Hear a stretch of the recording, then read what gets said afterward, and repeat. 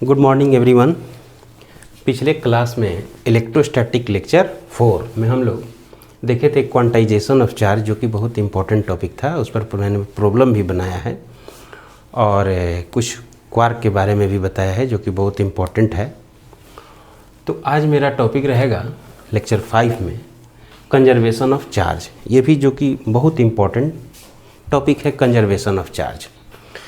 तो सबसे पहले कि देखेंगे कि कंजर्वेशन में हम लोग बहुत सारा कंजर्वेशन पढ़े हैं 11th में भी, कि एनर्जी कंजर्वेशन, मोमेंटम कंजर्वेशन। तो देखिए,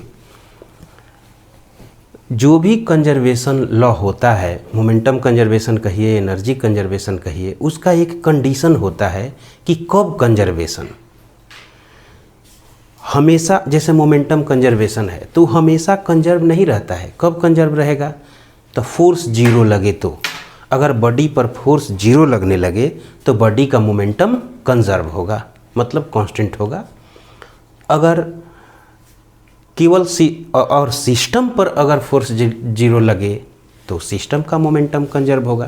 तो इसी तरह सारे भी कंजर्वेशन रूल जो होते हैं उसका एक कंडीशन होता है कि कब कंजर्वेशन होता है। तो चलिए स्टार्ट करते हैं आज कंजर्वेशन ऑफ चार्ज। तो सबसे पहले यहाँ देख लेते हैं कि कंजर्वेशन का मतलब क्या होता है। तो कंजर्वेशन का मतलब होता है कि अगर कोई फिजिकल क्वांटिटी है, अगर इसका वैल्यू समय के साथ नहीं बदल रहा है, यानी कांस्टेंट हो जा रहा है, तो इसको हम कहेंगे कि ये फिजिकल क्वांटिटी कंजर्व है। क्या है कि अगर कोई फिजिकल क्वांटिटी का वैल्यू टाइम के साथ चेंज नहीं हो रहा है, कांस्टेंट रह रहा है, तो कहेंगे कि वो क्वांटिटी क्या है? कंजर्व है, यानी कांस्टेंट है, कंजर्व है। तो अब देखेंगे कि चार्ज कंजर्व होगा, कंजर्वेशन ऑफ चार्ज क्या है, तो इसका कंडीशन क्या है, कब कंजर्वेशन होगा। तो चलिए पहले इसका स्टेटमेंट लिखते हैं कंजर्वेशन ऑफ चार्ज का, कि total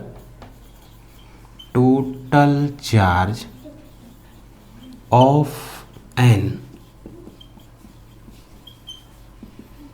isolated system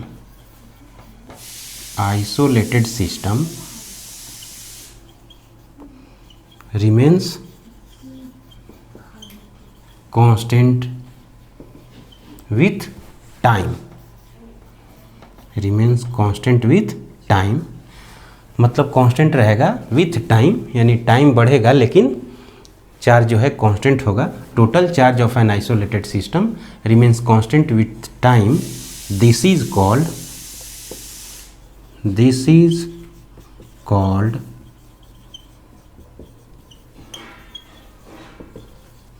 conservation of charge. इसको कहते हैं कंजर्वेशन ऑफ चार्ज। तो अब यहाँ देखिए, यहाँ आया है आइसोलेटेड सिस्टम। तो सबसे पहले सिस्टम के बारे में देख लेते हैं कि सिस्टम का मतलब होता है, जैसे मान लेते हैं कि अगर कहे कि total charge on a body remains constant, तो बॉडी हो गया, मतलब एक बॉडी पर चार्ज है कि नहीं। सिस्टम कहने का मतलब कि अगर इसी में एक या एक से अधिक बॉडी आ जाए तो इसको हम लोग सिस्टम कहेंगे, ठीक है। तो अब देखते हैं, ये तो हो गया सिस्टम। आइसोलेटेड सिस्टम क्या है? देखिए, आइसोलेटेड सिस्टम उसको कहते हैं कि ऐसा सिस्टम जो न सोर्स से कनेक्टेड हो। कहने का मतलब कि चार्ज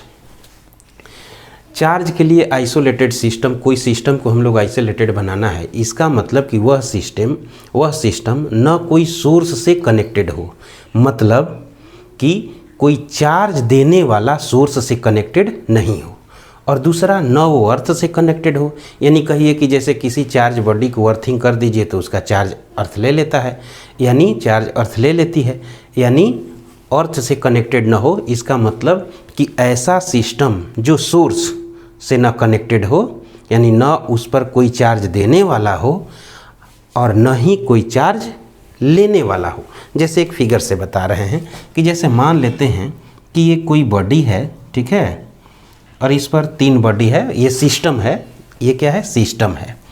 और इधर एक सोर्स दे दिए, सोर्स मीन्स मान लेते हैं बैटरी। अब चार्ज देने वाला सोर्स क्या हो सकता है, बैटरी। बैटरी से हम किसी चीज़ को चार्ज कर लेते हैं। और इधर मैं लगा दिया अर्थिंग, अर्थिंग कर दिया। इधर क्या कर दिया, अर्थिंग कर दिया। इसको अर्थिंग कहते हैं, ये अर्थिंग का नोटेशन है। इस तरह से कोई वायर, कोई क्या करते हैं कि जैसे मार्कर है, इसमें कोई वायर लेके, कंडक्टिंग वायर, और ग्राउंडेड कर दें, अर्थ के कांटेक्ट में कर दें, तो कहते हैं कि अर्थिंग हो गया। तो अब देखिए, ये यहाँ सोर्स लगा हुआ है तो ये क्या करेगा, चार्ज देगा। और ये मान लेते हैं अर्थिंग है तो ये चार्ज ले सकता है कि नहीं। तो अब ये सिस्टम आइसोलेटेड नहीं कहलाएगा। अब ये क्या किए कि यहाँ से हम अर्थिंग हटा दिए और ये सोर्स भी हटा दिए। अब देखिए, अब न इस पर कोई चार्ज दे सकता है और न ही कोई इससे चार्ज ले सकता है। अब इसको हम कहेंगे कि ये आइसोलेटेड सिस्टम हो गया। क्या हो गया, आइसोलेटेड सिस्टम हो गया। ये आइसोलेटेड सिस्टम अब कहलाएगा, ठीक है। तो अब आइसोलेटेड सिस्टम यहाँ कह रहा है कि चार्ज कांस्टेंट हो तो सिस्टम क्या होना चाहिए, आइसोलेटेड होना चाहिए। अच्छा, जैसे देखिए एक और इसका एनालॉगस एग्जांपल ले सकते हैं। जैसे मान लो कि कोई आदमी है, ठीक है, और इसके पास 1000 रुपीज़ है, ठीक ना। और ये 1000 रुपीज़ उसके पास चेंज नहीं हो रहा है, मतलब ना घट रहा है ना बढ़ रहा है। तो ये कब हो सकता है, उसका 1000 रुपीज़ कब नहीं चेंज करेगा, यानी ना बढ़ेगा ना घटेगा। इसका मतलब क्या है कि ये ना कमाएगा और ना ही खाएगा, है कि नहीं। यानी न ये भाई साहब कमा रहे हैं और ना ही खा रहे हैं। तो इनका 1000 रुपया क्या होगा, उतना ही के उतना ही रह जाएगा, है कि नहीं। यानी अब न कमा रहा है और न ही ये खा रहा है, यानी ना इनकम हो रहा है ना खर्च हो रहा है। तो 1000 रुपया इनका ज्यों का त्यों पड़ा रहेगा। तो उसी तरह चार्ज कंजर्वेशन है कि न इसमें चार्ज देने वाला कोई है न उससे लेने वाला है, यानी सिस्टम आइसोलेटेड होना चाहिए। तो आइसोलेटेड सिस्टम का मतलब क्या हुआ कि ऐसा सिस्टम जो न बैटरी से कनेक्टेड हो न ही अर्थ से कनेक्टेड हो, उसको हम क्या कहेंगे, आइसोलेटेड सिस्टम। यानी a system is said to be isolated if it is neither connected to battery nor connected to earth. चलिए मैं इसको लिख दे रहा हूँ, आइसोलेटेड सिस्टम को। आइसोलेटेड सिस्टम मैं लिख दे रहा हूँ कि a system is said to be isolated if it is neither connected to source। Source यहाँ क्या हो जाएगा, battery, nor connected to earth. यानी न ये बैटरी से कनेक्टेड हो न ये अर्थ से कनेक्टेड हो, तो इसको हम आइसोलेटेड सिस्टम कहते हैं। तो ये हो गया कंजर्वेशन ऑफ चार्ज का स्टेटमेंट, ठीक है। तो इसको मैं मिटा रहा हूँ।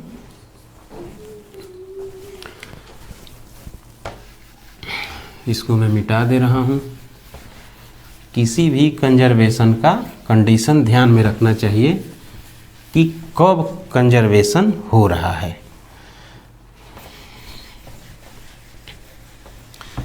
अब जैसे मान लेते हैं कि एक चार्ज है, ये दो चार्ज बॉडी है। मान लेते हैं कि इस पर चार्ज Q1 है और इस पर चार्ज Q2 है। अब इसको क्या किया मैं कि कांटेक्ट में ला दिया। क्या कर दिया, कांटेक्ट में ला दिया, कांटेक्ट। और उसके बाद तब कांटेक्ट लाने से क्या होगा, कुछ अब इसका चार्ज इधर और इसका चार्ज इधर, मतलब दोनों अपने में क्या करेगा, रिडिस्ट्रीब्यूट होगा चार्ज का। और फिर उसको मैं क्या कर दिया, सेपरेट कर दिया। तो अब तक Q1 इस पर रह नहीं जाएगा, तो मान लेते हैं कि इस पर आ गया Q1 डैश और इस पर आ गया Q2 डैश। तो ये हो गया बिफोर कांटेक्ट, ये हो गया आफ्टर कांटेक्ट। तो अब देखिए ये एक आइसोलेटेड सिस्टम हो गया। इस सिस्टम में कितना बॉडी है? 2 बॉडी है, लेकिन नहीं अर्थ से कनेक्टेड है नहीं बैटरी से, ठीक है। तो ये आइसोलेटेड सिस्टम हो गया। तो अब लिखेंगे तब बाय कंजर्वेशन ऑफ चार्ज, क्या लिखेंगे? By conservation of charge. तो बाय कंजर्वेशन ऑफ चार्ज क्या हो जाएगा कि Q1 plus Q2 equal to Q1 dash plus Q2 dash. इस तरह से हम लोग प्रॉब्लम बना सकते हैं, ठीक है। जैसे इस पर एक प्रॉब्लम बना के मैं दिखा रहा हूँ। तो चलिए इसको मिटा दे रहा हूँ।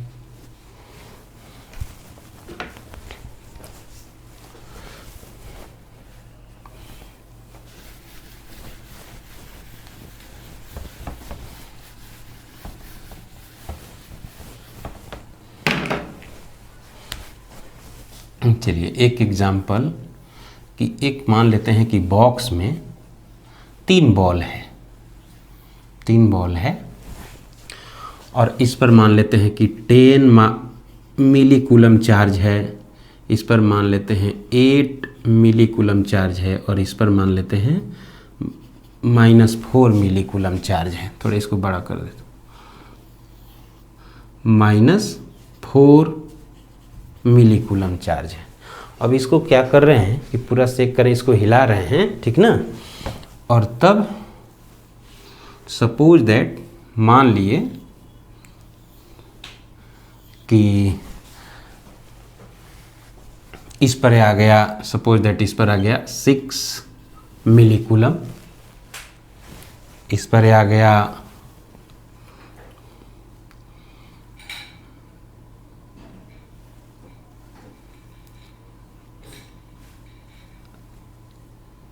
9 मिली कूलम और इस पर निकालना है कि इस पर कितना आया। तो चलिए मैं मान लेता हूँ कि ये है Q1, ये है Q2 और ये है Q3। इसको मान लेता हूँ Q1 डैश, इसको मान लेता हूँ Q2 डैश, इसको मान लेता हूँ Q3 डैश। अब देखिए सिस्टम तो ना अर्थ से कनेक्टेड है, ना ही कोई बैटरी से कनेक्टेड है। ये सिस्टम में 3 ब्लॉक है, बॉल है, जो भी कहिए। तो यहाँ भी तो ये क्या है? आइसोलेटेड सिस्टम हुआ। तब क्या होगा? चार्ज कंजर्व होगा। तो बाय कंजर्वेशन ऑफ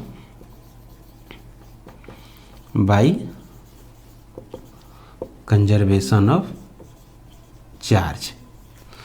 तो बाय कंजर्वेशन ऑफ चार्ज क्या लिखेंगे? तो लिखेंगे कि Q1 plus Q2 plus Q3 Q1 dash Q2 dash Q3 dash. अब हो गया 10, यूनिट नहीं लिख रहा हूँ, 10 प्लस 8 -4, ये हो गया 6 प्लस 9 प्लस Q3 डैश। तो ये क्या हो गया? 18 में से 4 गया 14, ये हो गया 15 प्लस Q3 डैश। तब 14 minus 15 equal to Q3 dash.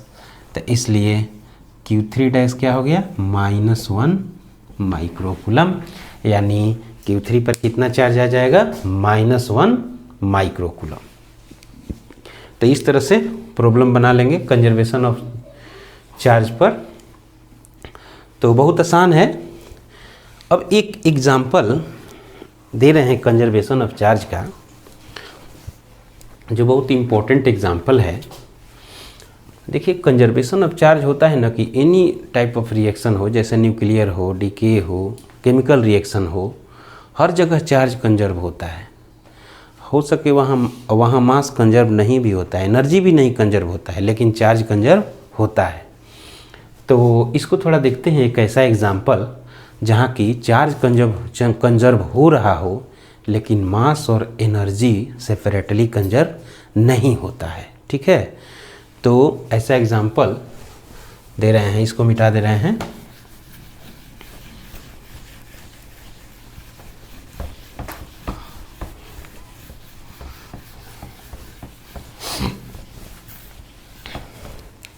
एक एग्जाम्पल है पेयर प्रोडक्शन। पेयर प्रोडक्शन,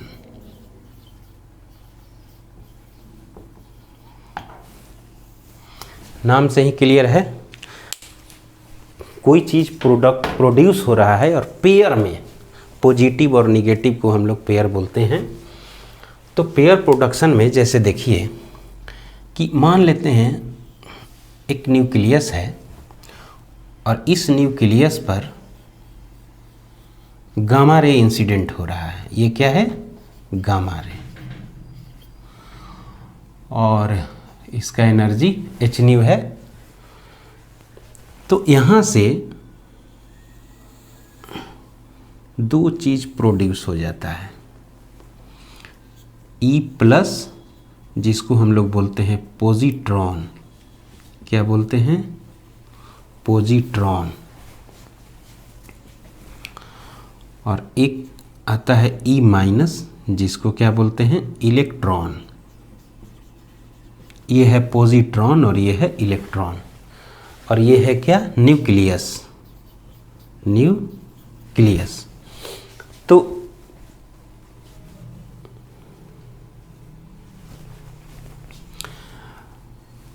अब देखिए ये न्यूक्लियस है,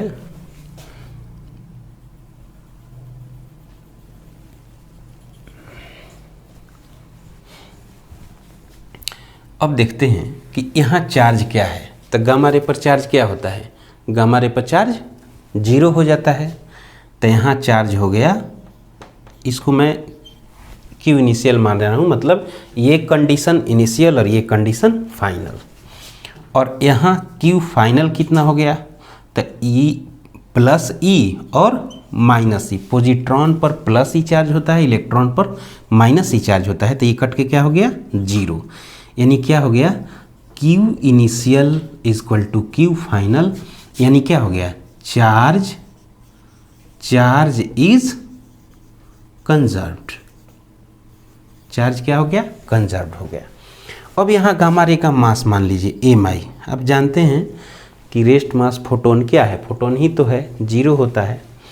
तो चलिए यहाँ तक कंप्लीट रेडिएशन है, तो इसका यहाँ मास इनिशियल मान लिए। अब यहाँ देखिए, यहाँ पॉजिट्रॉन और इलेक्ट्रॉन दो पार्टिकल बन गया, तो पॉजिट्रॉन का भी मास होता है और इलेक्ट्रॉन का भी मास होता है कि नहीं? तो इधर का मास अगर देखेंगे और इधर में, तो अलग अलग हो जाएगा, क्योंकि यहाँ तो मास है ही नहीं, है कि नहीं? यानी यहाँ क्या हो गया? यहाँ हो गया कि m इनिशियल बराबर m फाइनल नहीं है, ठीक है? यानी यहाँ क्या हो गया? मास इज नॉट कंजर्व्ड, ठीक है? अब एनर्जी भी देखिए, तो अब मास यहाँ आया और यहाँ टोटल एनर्जी था, तो एनर्जी ही मास में बदला होगा, है कि नहीं? तो कुछ एनर्जी घटा होगा ना। तो इसलिए अगर इसको मैं ई इनिशियल मान दूँ और इसको ई फाइनल, तब तो ये एनर्जी और इस एनर्जी में क्या हो जाएगा? अंतर आ जाएगा, दोनों इक्वल नहीं होगा। यानी यहाँ भी ई इनिशियल और ई फाइनल इक्वल नहीं है। यानी क्या कहेंगे? Energy is not conserved. तो देखिए ये एक बहुत अच्छा एग्जाम्पल हो गया कि चार्ज कंजर्वेशन है, लेकिन मास कंजर्वेशन और एनर्जी कंजर्वेशन इंडिविजुअली नहीं है। यानी मास कंजर्वेशन और एनर्जी कंजर्वेशन सेपरेटली कंजर्व नहीं है, लेकिन चार्ज कंजर्वेशन है। अब एक चीज़ मैं दिखा रहा हूँ, अगर यहाँ मास, इनिशियल मास और इनिशियल एनर्जी को जोड़ दूँ और यहाँ फाइनल मास और फाइनल एनर्जी को जोड़ दूँ, तो देखिए ये बराबर हो जाएगा, ये बराबर हो जाएगा। एक्चुअली मास और एनर्जी को ही सिस्टम अगर मान लेते हैं, तो मास को एक ब्लॉक की तरह ट्रीट कीजिए, एनर्जी को एक ब्लॉक की तरह ट्रीट कीजिए, तो मास जाएगा उसमें, एनर्जी जाएगा उसमें। यानी कहने का मतलब कि टोटल मास प्लस एनर्जी अगर आप इस साइड और इस साइड जोड़ेंगे तो सेम हो जाएगा, ठीक है? यानी यहाँ कह सकते हैं कि M initial E initial equal to M final E final, ठीक है। यानी टोटल एनर्जी प्लस मास, इसको मैं यहाँ लिख दे रहा हूँ, यानी total mass plus energy is conserved. क्या हो गया? कंजर्व्ड हो गया। तो this is a very important example in which charge is conserved but mass and energy is not conserved separately, but total mass and energy is conserved। तो अब ये था चार्ज का प्रॉपर्टी, और अब एक और प्रॉपर्टी देख लेते हैं चार्ज का, जो कि बहुत इम्पॉर्टेंट है, और उसको मैं बताया भी था हल्का सा स्टार्टिंग में ही कि अगर कोई चार्ज रेस्ट में रहे, यानी चार्ज की स्टेट बदलने से क्या होता है। तो देखिए, एक प्रॉपर्टी और चार्ज का है जो बहुत इम्पोर्टेंट है, कि अगर कोई चार्ज रेस्ट में आ जाए, रेस्ट मतलब इसका क्या हो जाएगा, वेलोसिटी या स्पीड कहिए, जीरो हो जाए, तो ये प्रोड्यूस करता है इलेक्ट्रिक फील्ड। ये क्या प्रोड्यूस करता है? इलेक्ट्रिक फील्ड, ठीक है, जिसको हम लोग इलेक्ट्रोस्टैटिक्स ब्रांच में पढ़ते हैं, और इसी को पढ़ भी रहे हैं, इलेक्ट्रोस्टैटिक्स। वहीं अगर चार्ज मोशन में आ जाए, चार्ज मोशन में आ जाए, ये चार्ज क्या आ जाए? मोशन में। अब देखिए, मोशन में जब चार्ज आ जाता है तो अब उसका वेलोसिटी कांस्टेंट भी हो सकता है और कांस्टेंट नहीं भी हो सकता है। तो चलिए मैं मान लेता हूँ कि इसका वेलोसिटी जो है कांस्टेंट है, के से कांस्टेंट। तो ये क्या प्रोड्यूस करेगा? तो ये प्रोड्यूस करेगा electric field plus magnetic field, जो कि इलेक्ट्रिसिटी एंड मैग्नेटिज्म ब्रांच चलता है। यहाँ वेलोसिटी कांस्टेंट है। अच्छा, वेलोसिटी जब कांस्टेंट है ना, तो यहाँ एक्सेलरेशन क्या हो जाएगा? ज़ीरो हो जाएगा, ठीक है। इसको मैं मोशन लिख दे रहा हूँ कि चार्ज यहाँ क्या है? मोशन में है। अच्छा, अब एक चार्ज फिर मोशन में आ जाए जहाँ वेलोसिटी कांस्टेंट नहीं रहे, यानी एक्सेलरेशन जीरो नहीं रहे, ये भी चार्ज मोशन में है, जहाँ एक तरह से कहिए कि एक्सेलरेटेड चार्ज हो गया है यहाँ। तो इस स्थिति में ये चार्ज इलेक्ट्रिक फील्ड भी प्रोड्यूस करेगा, मैग्नेटिक फील्ड भी प्रोड्यूस करेगा, और प्लस में इलेक्ट्रोमैग्नेटिक वेव का रेडिएशन भी करेगा, ठीक है। तो ये था चार्ज का प्रॉपर्टी, और मैंने चार्ज का हर प्रॉपर्टी को पढ़ा दिया, ठीक है। इसको एक एक लाइन में लिखना चाहें तब तो बहुत आसान है, लेकिन हर टॉपिक को मैंने हर प्रॉपर्टी को डिटेल में समझाया है, ठीक है। तो अब नेक्स्ट जो टॉपिक होगा नेक्स्ट क्लास में स्टार्ट होगा, मीन्स नेक्स्ट वीडियो में स्टार्ट होगा। तो आज के लिए इतना ही, धन्यवाद।